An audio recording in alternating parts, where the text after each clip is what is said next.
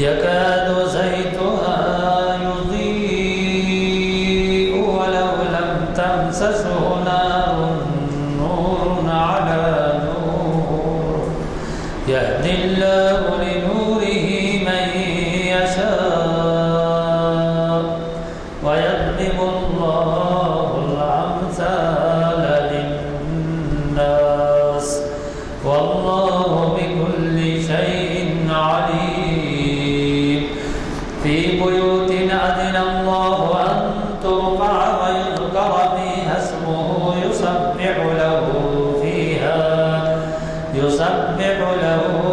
فيها بالغدو والآصال صدق الله العظيم.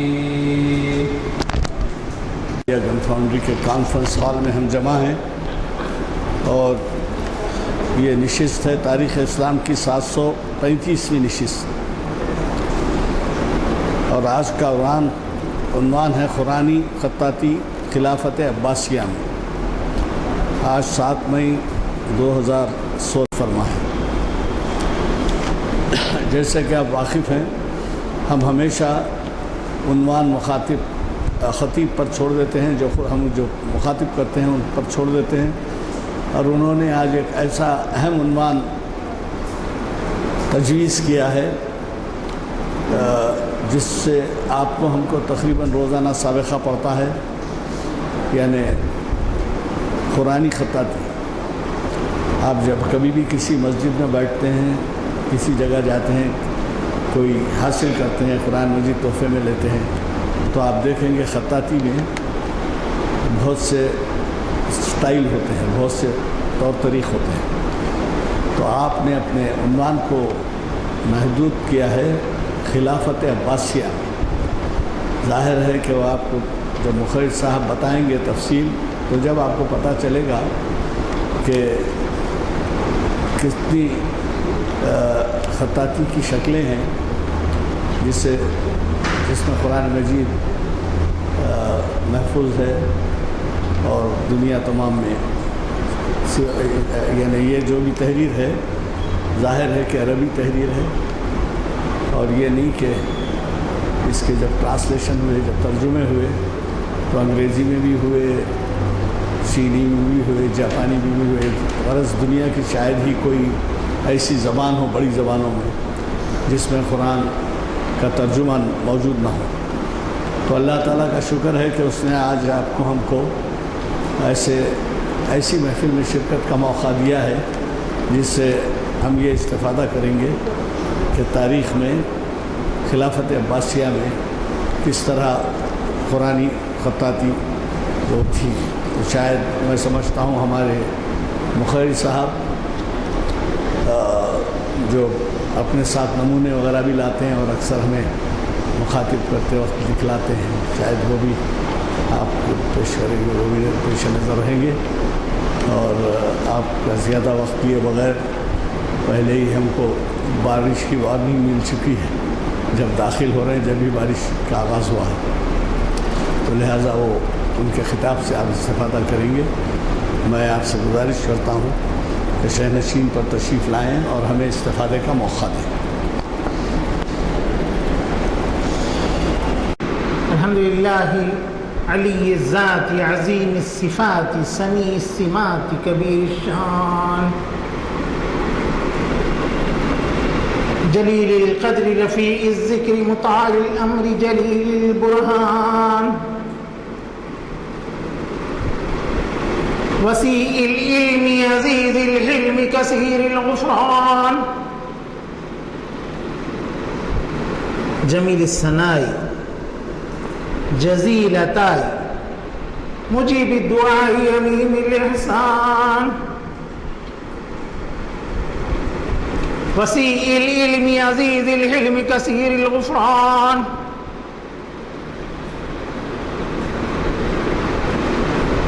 محمد الرسول اللہ علیہ الصلاۃ اللہ هو سید الکون سید الانس والجن هو رسول صادق وهو إنسان كامل. اللهم صل وسلم وزد وبارك عليه. أعوذ بالله من الشيطان الرجيم. بسم الله الرحمن الرحيم. اقرأ باسم ربك الذي خلق خلق الإنسان من علق. اقرأ وربك الأكرم الذي علم بالقلم علم الإنسان ما لم يعلم. صدق اللہ العظیم.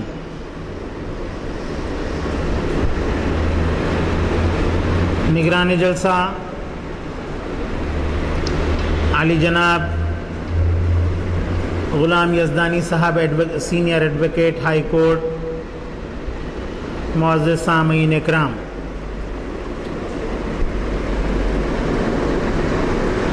آج کا میرا عنوان ہے قرآنی خطاطی خلافت عباسیہ میں.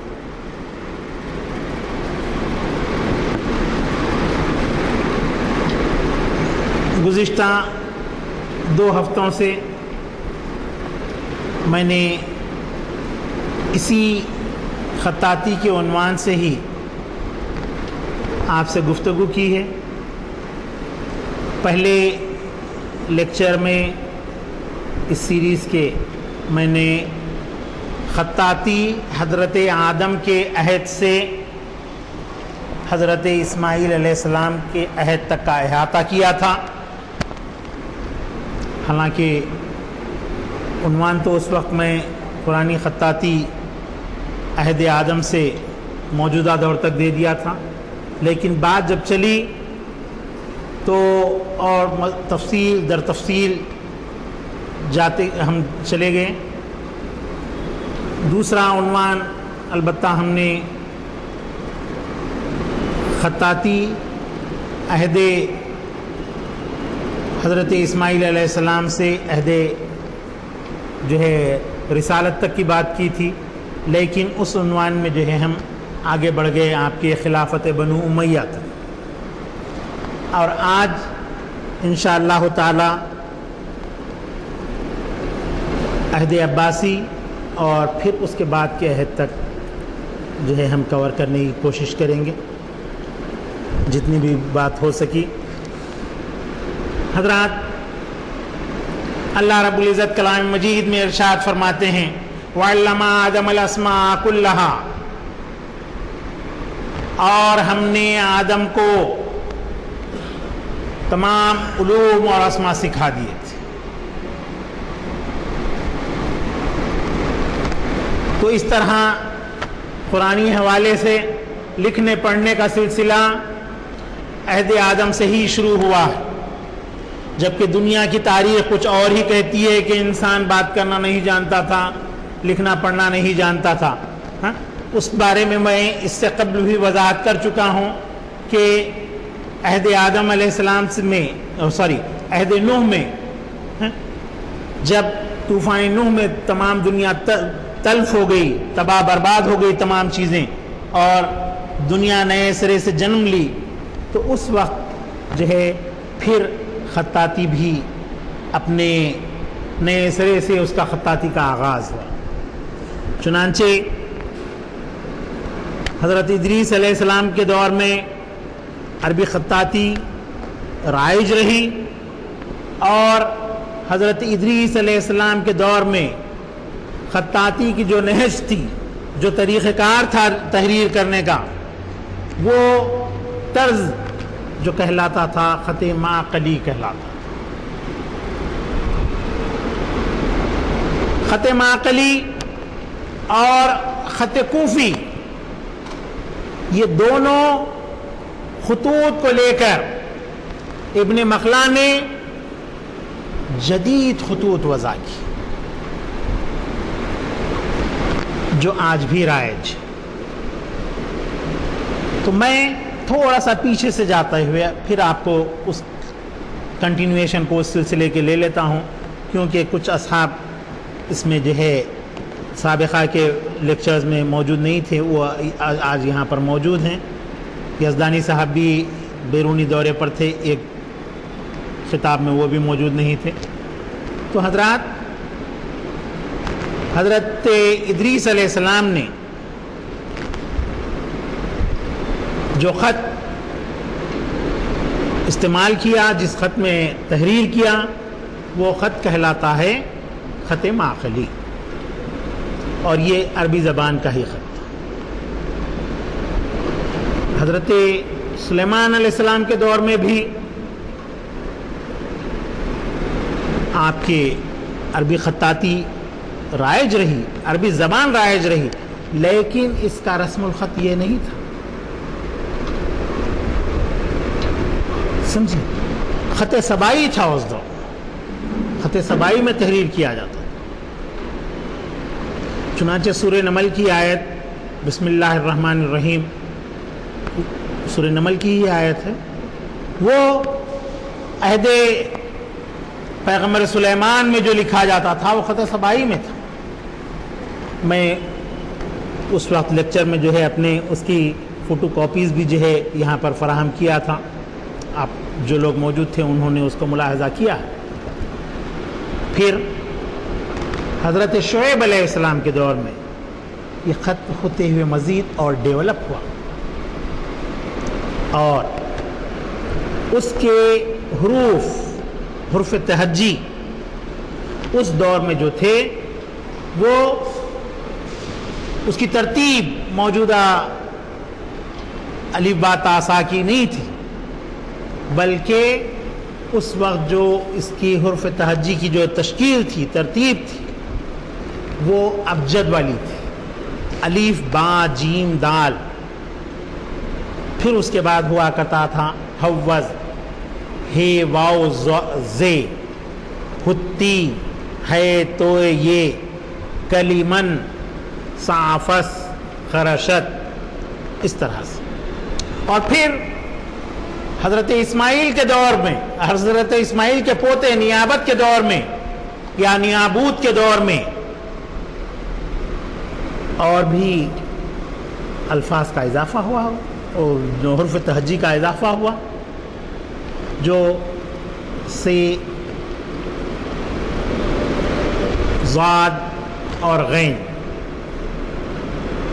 یہ حروف تہجی کا اس میں بعد میں اضافہ ہوا.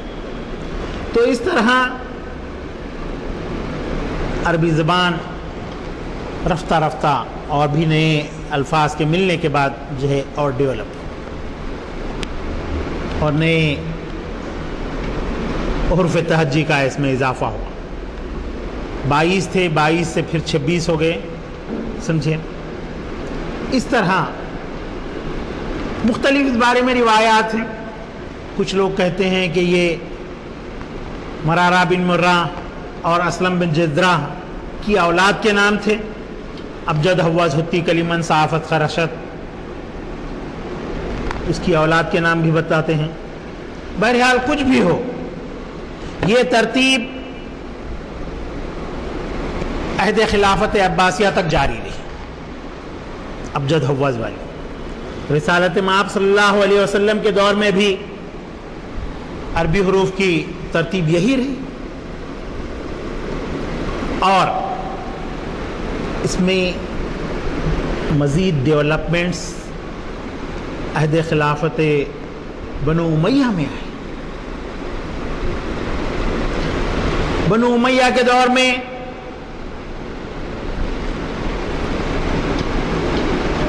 جو تحریر ہوا کرتی تھی، یہ تحریر پر جو ہے اعراب نہیں ہوا کرتی، اعراب نہیں تھی. نبی کریم صلی اللہ علیہ وسلم کے نے جو خطوط آپ صلی اللہ علیہ وسلم نے دنیا کے مختلف حکمرانوں کو روانہ فرمائے تھے، ان میں سے ایک خط میں آپ کو بھیج رہا ہوں جو مقوقس کے نام پر تحریر کیا گیا ہے. اچھی اپنی اصلی حالت میں یہاں پر موجود ہے. اس میں آپ دیکھیں گے نہ تو اعراب ہے اور نہ نقطے ہیں.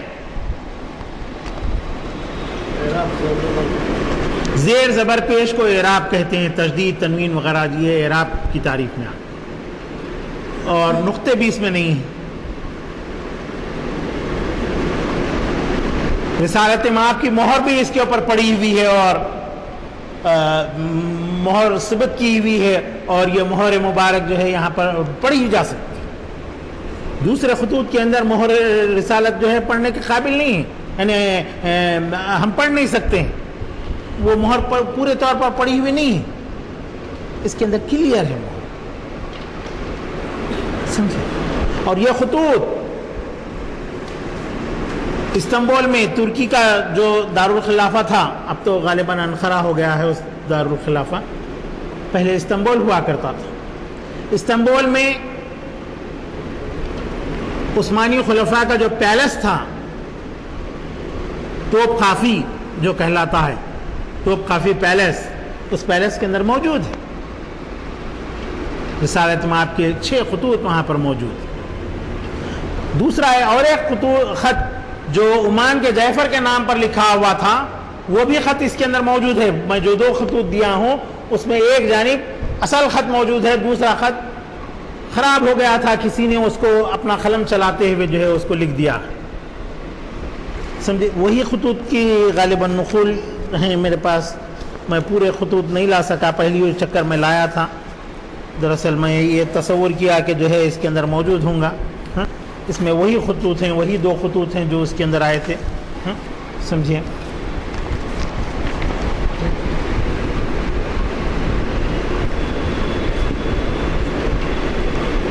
تو اس میں خط جو ہے پھیکا پڑ گیا، تو کوئی صاحب آج سے قریب جو ہے آپ کے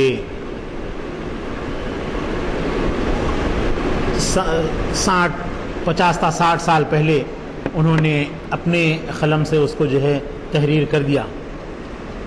ڈاکٹر حمید اللہ صاحب نے اس پر ریسرچ کیا تھا. اس وقت تک یہ تحریر عمل میں آ چکی تھی،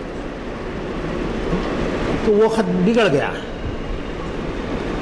دنیا کے مختلف ممالک کے اندر یہ خط موجود ہے، خود عمان میں بھی موجود ہے. عمان کی جو ہے بلدیہ کی میوزیم ہے، وہاں پر یہ خط موجود ہے، لیکن اصل نہیں ہے بلکہ کاپی ہے. اسی کی جو ہے وہاں پر ڈیجیٹل امیج بڑی سائز میں جو ہے 5 فٹ لمبائی میں جو ہے وہاں پر موجود ہے، لیکن اصل خط نہیں ہے بلکہ جو ہے جو بنایا ہوا خط ہے وہی موجود ہے. تو میں یہ عرض کر رہا تھا کہ عہد رسالت مآب صلی اللہ علیہ وسلم میں اعراب نہیں لگائے جاتے تھے، نقطے بھی نہیں ہوتے تھے. چونکہ یہ اہل عرب کی زبان تھی عربی، وہ لوگ بآسانی پڑھ لیتے ہیں، جیسا کہ ہم عربی کے اندر اردو کے اندر جو ہے یہاں اردو لکھی گئی ہے، تاریخ اسلام، یہاں پر اسلام کو پر جو ہے الف کے زیر دیا گیا ہے، لیکن نہیں دیا جاتا. ہم اس کو اسلام بھی پڑھ سکتے ہیں، اسلام بھی پڑھ سکتے ہیں، سمجھے. تو لیکن نہیں پڑھتے ہیں. ہم اس کو پڑھیں گے تو تاریخ اسلام ہی پڑھیں گے، کیونکہ ہم اردو سے واقف ہیں، سمجھے. تو ایسے ہی اہل عرب بغیر نقطوں کے کلام مجید کو پڑھ لیتے تھے، کوئی بھی عربی تحریر کو پڑھ لیتے تھے، سمجھے. اور نقطے بھی نہیں ہوا کرتے تھے. اگر تاریخ پر جو ہے تے کا نقطہ نہیں ہے اور وہاں یہ کا نقطہ نہیں ہے اور خے پر خے کا نقطہ نہیں ہے، سمجھے، تو اس کو اہل عرب جو ہے برابر تاریخ پڑھ لیتے تھے، سمجھے. لیکن جب خطاطی قرآن کے حوالے سے اسلام کے پھیلنے پر عجم پہنچی، عجم یعنی ایران ہے، ہندوستان ہے، غیر عربی علاقوں کو عجم کہتے ہیں. اصل میں اس کے معنی ہیں گونگے اور بہرے. تو اہل عرب کو اپنی زبان پر ناز تھا، فخر تھا، اور وہ ہم لوگوں کو جو ہے گونگے اور بہرے کہتے تھے، سمجھے، عجمی کہلاتے ہیں ہم لوگ. تو اس طرح سے جب یہاں پر یہ زبان پہنچی تو یہاں کے لوگوں کو پڑھنے میں دشواریاں ہوں، صحیح طرح پر جو ہے تلفظ ادا نہیں کر رہے تھے، عبارتوں کو صحیح طور پر نہیں پڑھ رہے تھے، قرآن کے معنی بدل جا رہے تھے، تو چنانچہ ابو الاسود دوئیلی جو حضرت علی رضی اللہ تعالیٰ عنہ کا شاگرد تھا، اس نے نقطے والے جو ہے اعراب وضع کیے.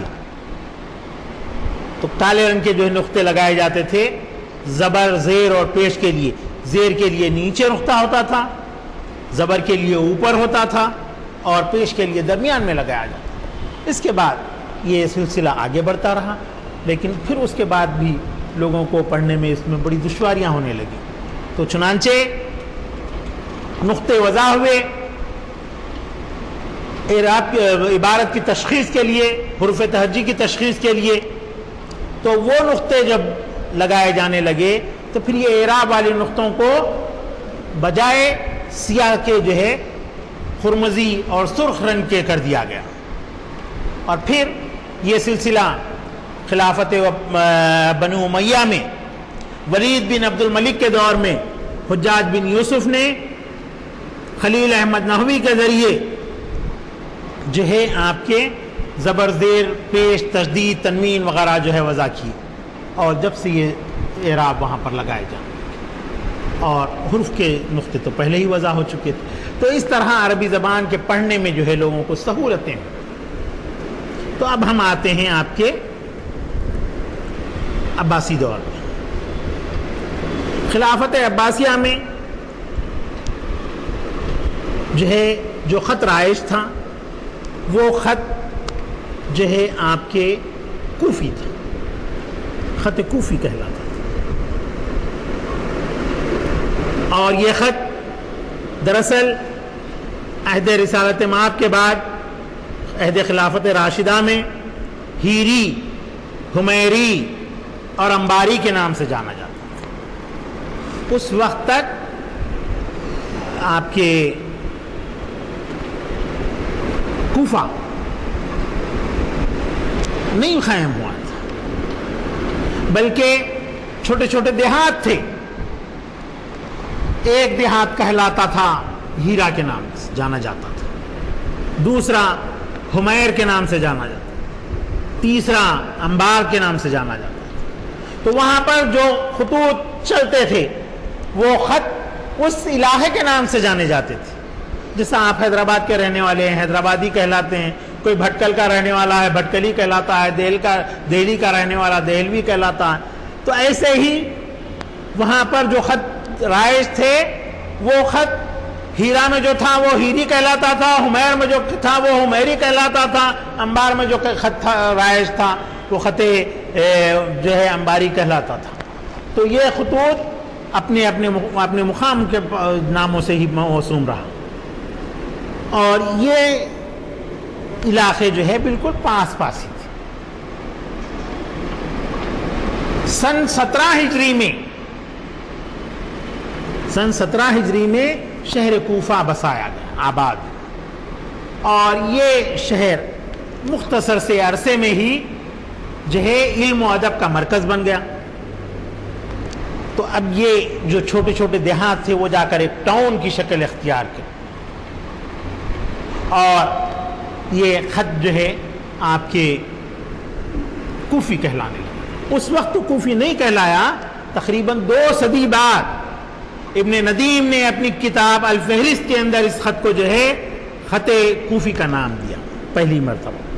وہاں سے یہ سلسلہ اس کا چل پڑا، اور خلافت عباسیہ کے دور میں خط کوفی کی سے جو ہے کئی خطوط اور جنم لیے. اسی کے خط کوفی کے ہی کئی طرز، مرصع، رباعی، ثلث، یعنی خط کوفی کے ہی کئی ایک اقسام، تقریباً 52 اقسام جو ہے عہد خلافت عباسیہ کے اندر جو ہے تشکیل پائے، وضع ہوئی. اور خلافت عباسیہ کا ایک بڑا اہم خطاط جو آپ کے ابن مخلا کے نام سے جانا جاتا تھا. ابن مخلا نے خط کوفی اور خط معقلی ان دونوں خطوط کے امتزاج سے اس نے 6 خطوط وضع کی. اس نے 6 خطوط وضع کی. یہ خطوط کہلاتے ہیں خط ثلث، پہلا خط. دوسرا ہے خط نسخ. تیسرا خط ہے خط ریحان. چوتھا ہے خط توقیع. پانچواں ہے آپ کے خط محقق. اور چھٹا ہے خط ریحان.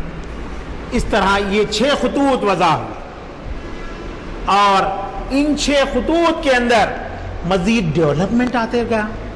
اس کے بعد جو دوسرا بڑا اہم خطاط ان کا رہا ہے ابن البواب رہا. چونکہ ان کے والد پہرے دار تھے. پہرے دار کو عربی میں کہتے ہیں بواب. باب کہتے ہیں دروازے کو اور بواب کہتے ہیں پہرے دار، دربان. سمجھے؟ تو ابن البواب نے اس خط کو مزید ڈیولپ کیا.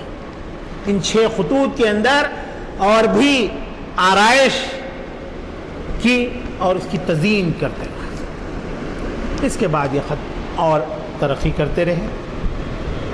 بالآخر آخری جو عباسی خلیفہ تھے مستعصم باللہ، آخری خلیفہ مستعصم باللہ تھے. ان کا ایک غلام تھا یعقوب. یہ بڑا بہترین خطاط تھا. اس نے آپ کے خطاطی کے اندر ایسا نام پیدا کیا ہے کہ آج تک اس کا ہم پلہ کوئی خطاط پیدا نہیں ہو سکتا. اگر آج بھی کسی کتاب خانے میں یاقوت المستعصمی کے ہاتھ کا لکھا ہوا ایک ورق بھی ہوتا ہے تو اس کے کلیکشن کو سب سے ریچسٹ کلیکشن مانا جاتا ہے. سمجھے؟ اور خطاطی کی دنیا میں اس طرح اس کا نام ہر جگہ قائم و دائم ہے.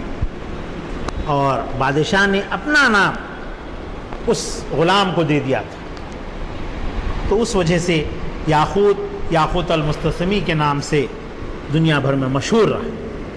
سمجھے؟ اور یاقوت کے طرز میں بھی ایک کمال، وہ 11 سطری قرآن لکھتا تھا. ایک ورق پر 11 سطر. 3 سطر خط ریحان میں لکھتا تھا، جلی ہوتی تھی، اور باقی خط نسخ. پہلی، آخری اور درمیانی جو سطر ہوتی تھی وہ خط ریحان میں. زیادہ تر اس طرح سے اس کی تحریر رہی. اور درمیانی 8 جو لائنیں رہتی تھیں وہ خط نسخ میں. اس کے ہاتھ کا لکھا ہوا کلام مجید کا ایک نسخہ سالار جنگ میوزیم میں جو ہے گیلری میں رکھا ہوا ہے. دوسرے نمبر پر یہ قرآن ہے. پہلی قرآن جو ہے خط کوفی میں ہے، جو حضرت علی کے ہاتھ کی لکھی ہوئی کلام مجید کی نقل ہے. اور اس کے بعد دوسری جو کلام مجید کا نسخہ ہے وہ آپ کے جو ہے یاقوت المستعصمی کے ہاتھ کا لکھا ہوا ہے. آج بھی یہ کلام مجید کا نسخہ پوری آب و تاب کے ساتھ ہے. چمک دمک اس کی برقرار ہے. سمجھے؟ اس کے لکھنے کے لیے سونے کا پانی بھی استعمال کیا گیا. اور نیچے جو کلام مجید کا نسخہ ہے حضرت علی کے ہاتھ کی نقل کا، وہ نقل جو ہے ہرن کی جھلی کے اوپر لکھی. بڑے ہی دید زیب کلام مجید کے نسخے ہیں. عہد خلافت عباسیہ میں خطاطی کے اندر بڑا ڈیولپمنٹ آیا. ایک ڈیولپمنٹ ولید کے دور میں آیا تھا، ولید بن عبد الملک کے، اور دوسرا خلافت عباسیہ کے دور میں. خلافت عباسیہ میں کلام مجید کے نسخے جو لکھے گئے کاغذ کے اوپر لکھے، سمجھے؟ جبکہ بنو امیہ کے دور میں کلام مجید کے جو نسخے لکھے گئے وہ زیادہ تر خماش پر ہیں، یعنی جانوروں کی کھال پر ہیں، پارچمنٹ جسے کہا جاتا ہے اور ویلم جسے کہا جاتا ہے اس پر تحریر کیے، گائے کے چمڑے پر، چمڑا نہیں کہنا چاہیے اس کو، کھال کہنا چاہیے، اور بالکل اتنی پتلی رہتی ہے جتنا آپ کا کاغذ، سمجھے؟ دیکھنے میں آپ کو کاغذ ہی محسوس ہوتا ہے، لیکن جاننے والا ہی اس کو دیکھ کر کے جو ہے نہیں بھائی یہ تو کھال، خماش، پارچمنٹ یا ویلم، بچھڑے کا جو رہتا ہے وہ ویلم کہلاتا، سمجھے؟ اور عہد خلافت عباسیہ میں جو تبدیلی آئی اس میں کلام مجید کے نسخے اس طرح آڑے لکھے جاتے تھے، یہ جیسا آپ کا جو ہے خبرنامہ جو شائع ہوا ہے ایسا ہے، آڑے والا ہے۔ اب ہمارے پاس کتابیں جو لکھی جاتی ہیں اسی کھڑی لکھی جاتی ہیں، تو خلافت عباسیہ کے دور میں کھڑا لکھا جاتا، کتابیں کھڑی ہوگی، آڑی جا کر کھڑی ہو۔ اور پھر ایک تبدیلی اس میں یہ بھی آئی کہ یہاں پر مختلف رنگوں کے اندر کلام مجید کے نسخے لکھے جانے لگے،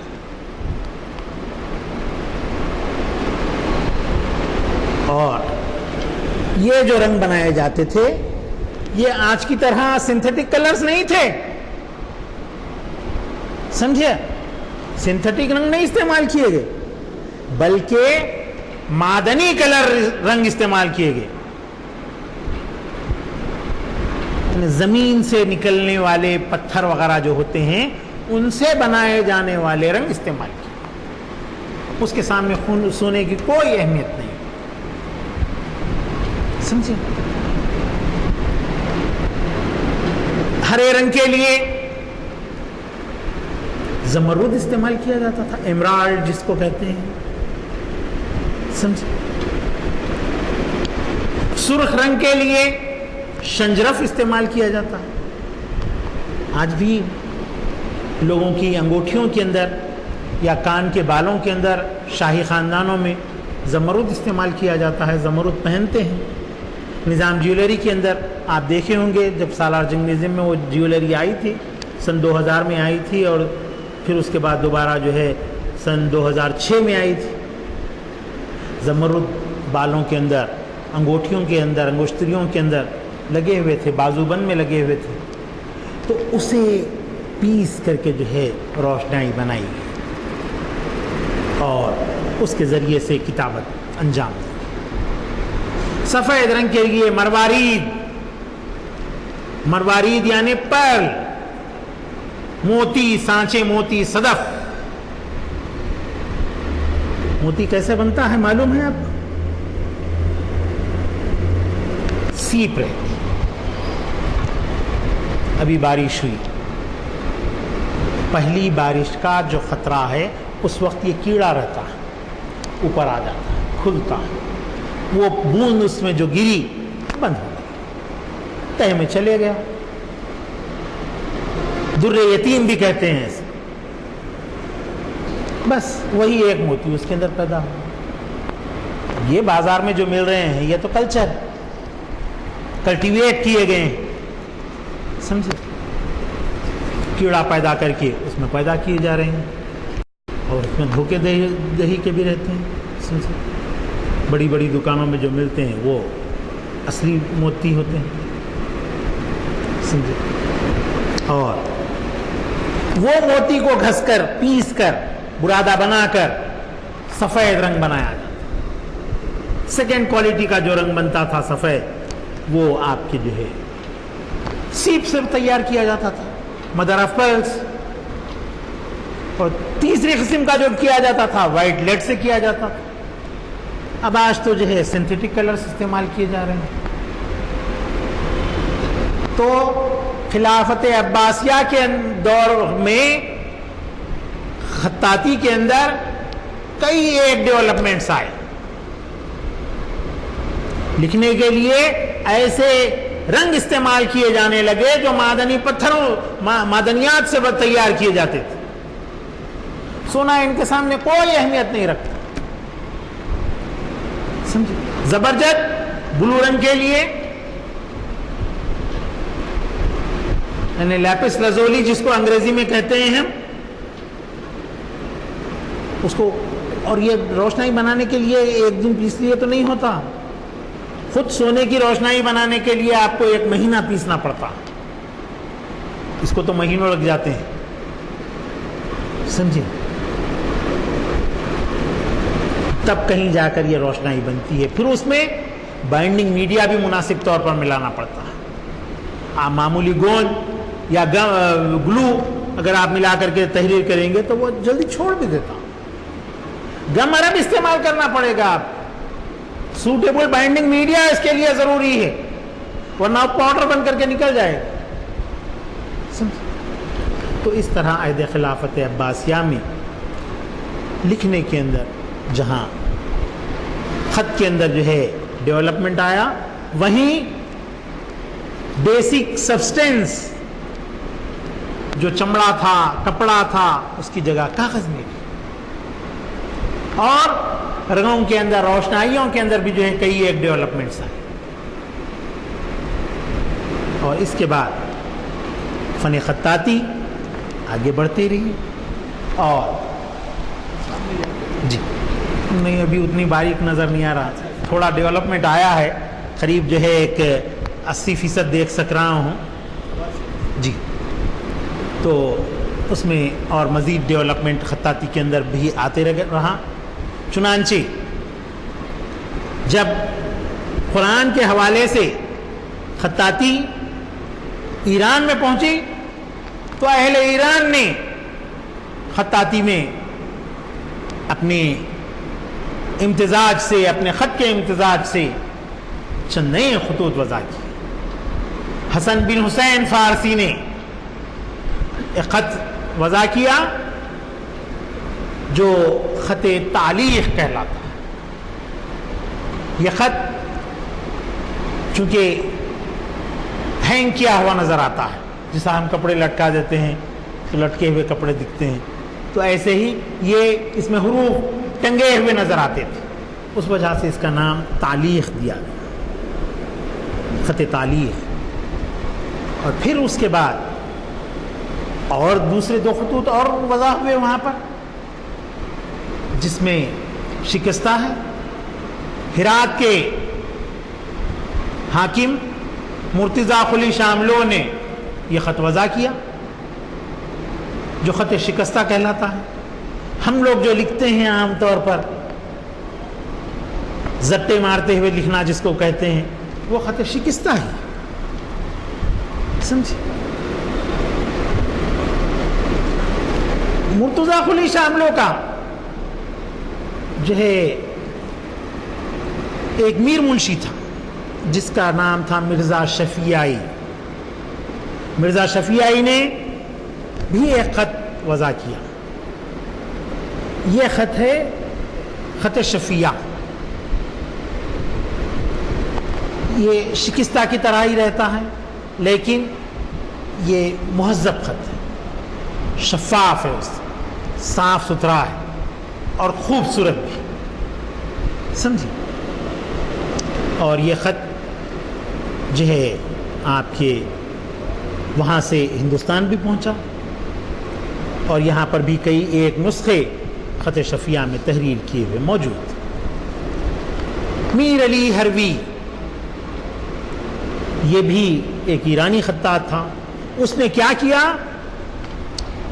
ابن مخلا نے جو نسخ خط رائج کیا تھا اس خط کو لیا اور حسن بن حسین فارسی کا جو خط تھا, خط تعلیق, ان دونوں خطوں کو ملا دیا. ان دونوں خطوط کے امتزاج سے اس نے ایک جدید خط وضع کیا, اور وہ خط ہے نسخ تعلیق. کثرت استعمال کے بعد اس کو نسخ تعلیق نہیں کہتے ہیں بلکہ نسخ تعلیق. آج یہ جو آپ پروگرام شیٹ دیکھ رہے ہیں یہ جو جس ٹائپنگ میں کیا گیا ہے وہ خط نستعلیق. ہمارے اخبارات کتابیں وغیرہ جو تحریر کی جاتی ہیں اسی خط میں تحریر. اہل ایران خط تعلیق میں لکھتے ہیں اور کلام مجید کے جو نسخے ہیں وہ سب کے سب میجارٹی جو اس کی ہے وہ خط نسخ میں. اہل عرب کے لکھنے کا جو خط ہے وہ خط نسخ ہے. سمجھے؟ اس طرح خطاطی ڈیولپ ہوتی ہوئی ہندوستان آئی اور ہندوستان میں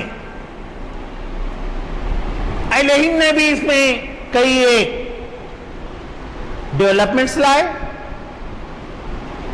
سب سے پہلے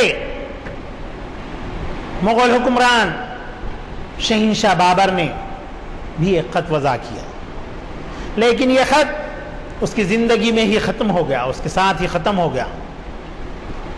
اکبر کے دور میں بھی نہیں چل پایا.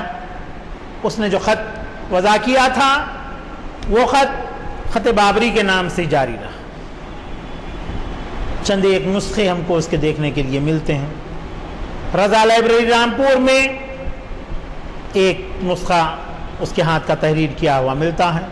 بابر نے خط بابری میں کلام مجید کا نسخہ بھی تحریر کیا تھا اور وہ نسخہ جو ہے کعبۃ اللہ شریف کو اس نے روانہ کیا تھا. اس نسخے کا بھی اب کوئی پتہ نہیں چلتا. اس کے بعد شیر شاہ سوری کے دور میں کسی ہندوستانی خطاط نے ایک بہت ہی خوبصورت اور عمدہ خط وضع کیا. وہ خط بہار یا خط بہار کے نام سے جانا جاتا ہے اور اس خط کے تقریباً 800-900 نسخے دنیا بھر کے لائبریریوں کے اندر موجود ہیں. سالار جنگ میوزیم میں بھی اس کے جو ہے 6-7 نسخے موجود ہیں.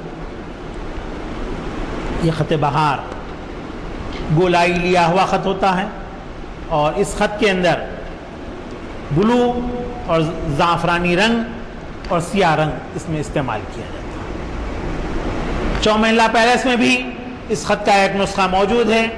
رضا لائبریری رامپور، خدا بخش لائبریری پٹنہ اور آپ کے نیشنل میوزیم دلی، مولانا ابوالکلام آزاد عربی فارسی ریسرچ انسٹیٹیوٹ ٹانگ کے اندر بھی اس کے نسخے موجود ہیں.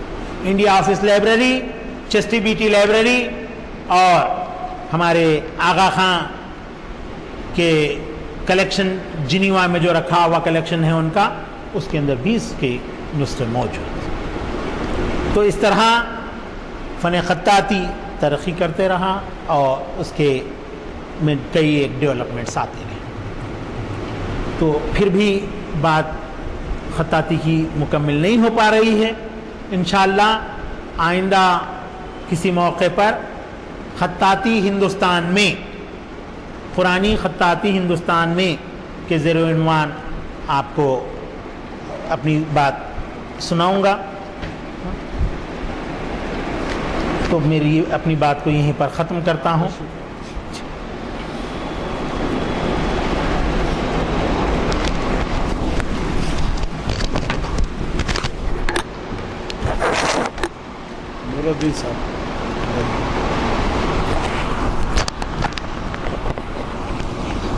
علم و ادب کی گہرائیوں میں جا کر لال و گوہر نکال لاتے ہیں.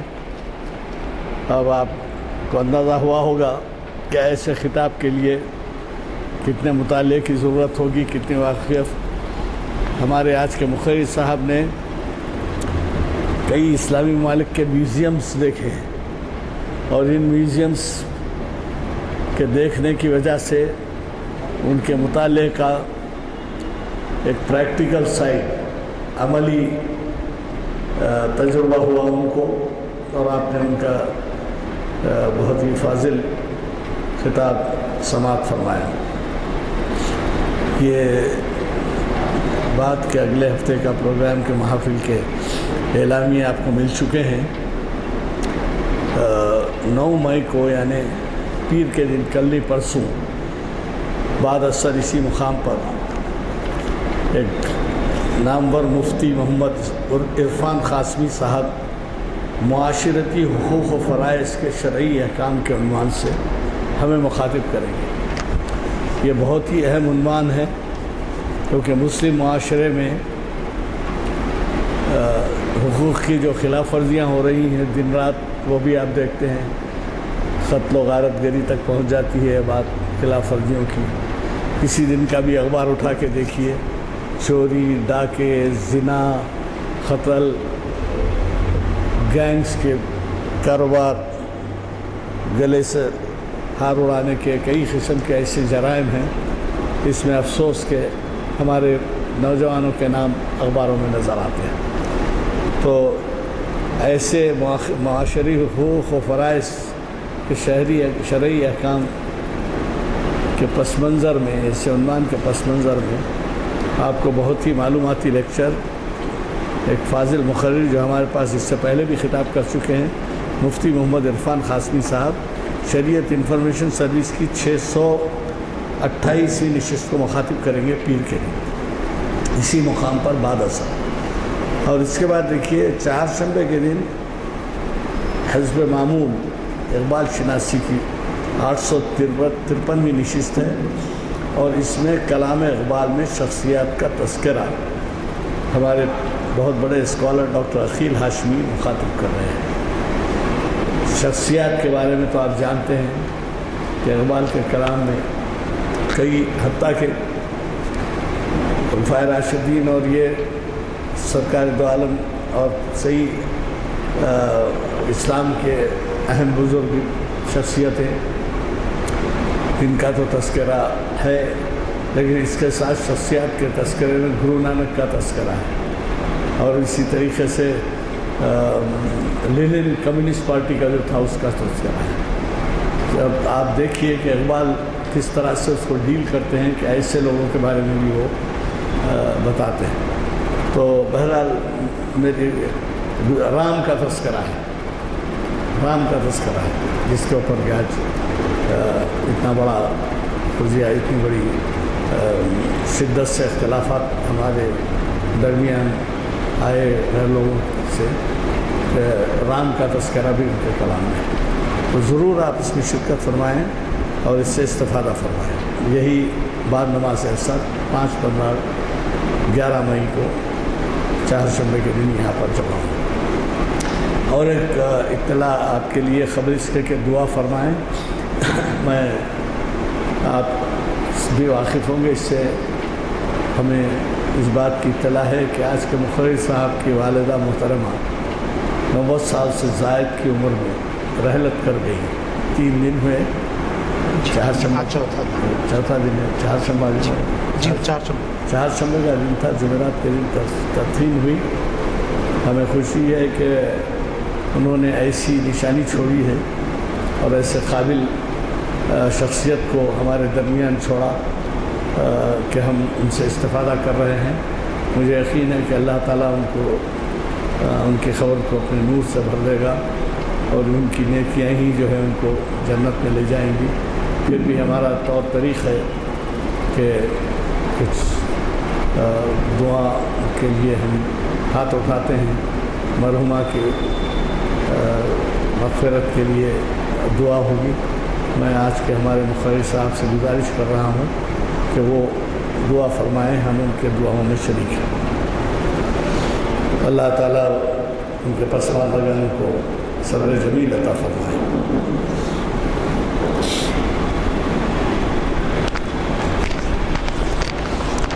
اللہم صلی علی سیدنا مولانا محمد بعدد من صلی اللہ علیہ وسلم، وصلی علی سیدنا مولانا محمد بعدد من فرد۔ اے اللہ ہمارے گناہوں کو معاف فرمائے، اے اللہ ہمارے خطاؤں کو درگزر فرمائے، اے اللہ جانے میں انجانے میں ہم سے جو غلطیاں ہوئی ہیں اللہ ان کو معاف فرمائے، اے اللہ جو بیمار ہیں انہیں شفا عطا فرمائے، اے اللہ جو بینائی سے محروم ہو گئے اللہ ان کی بینائی بحال فرمائے، اے اللہ جو قرضدار ہیں ان کے قرض ادا فرمائے، اے اللہ جو لڑکیاں بھی بیائی بیٹھی ہوئی ہیں اللہ ان کی شادیوں کو بندوبست فرمائے، اے اللہ جو ادارے مسلمانوں کے تعلیمی اور معاشی معاملات پر کام کر رہے ہیں، اللہ ان کو صبر و استقامت کے ساتھ کام کرنے کی توفیق عطا فرمائے۔ اے اللہ، اللہ جو بے روزگار ہیں ان کو روزگار عطا فرمائے۔ اے اللہ، میری والدہ محترمہ کو مغفرت فرمائیے۔ اے اللہ، اے اللہ، ان کی خبر کو اپنے نور سے بھر دیجیے۔ اے اللہ، اے اللہ، ان کے حساب کو آسان فرمائیے۔ اے اللہ، خبر کے عذاب سے محفوظ فرمائیے۔ اے اللہ، خبر کے عذاب سے محفوظ فرمائیے۔ اے اللہ، ان کی مغفرت فرمائیے۔ صلی اللہ تعالیٰ علی خیر خلقہ وآلہ وصحبہ اجمعین برحمتک یا ارحم